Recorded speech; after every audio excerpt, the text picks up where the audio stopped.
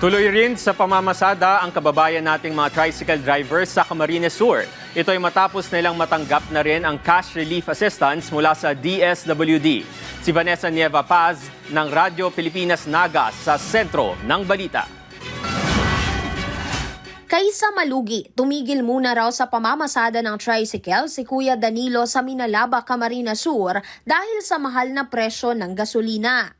Minsan yan din, ako nagkakalit, nagbibiyahe pa, mayunganin yung kuyan, gasolina. May masakay ng taro, lugi pa sa gasolina. Yun na po yan po.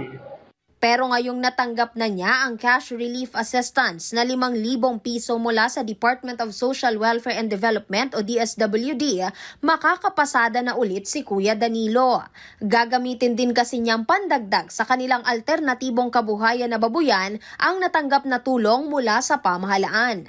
Malaking tulong naman sa araw-araw na gastusin ng pamilya ni Tatay Carlito sa bayan ng Kamaligan ang 5,000 pisong ayuda. Kaya panawagan niya sa pamahalaan. Sana masundan pa ito na hindi na masundan pa. Kabilang sina Kuya Danilo at Tatay Carlito sa mahigit 700 tricycle drivers na nagtungo rito sa payout sa Fuerte Sports Complex, Cadlan, Pili para sa 4 na bayan ng Camarines Sur. Bukod sa Fuerte Sports Complex, may cash relief assistance payout din sa mga bayan ng Goa, Lagunoy, Bombon at Calabanga.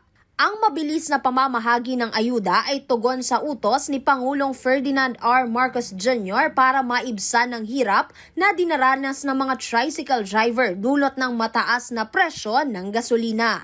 Mula rito sa Camarines Sur para sa Integrated State Media, Vanessa Nieva Paz ng Radyo Pilipinas, Radyo Publiko.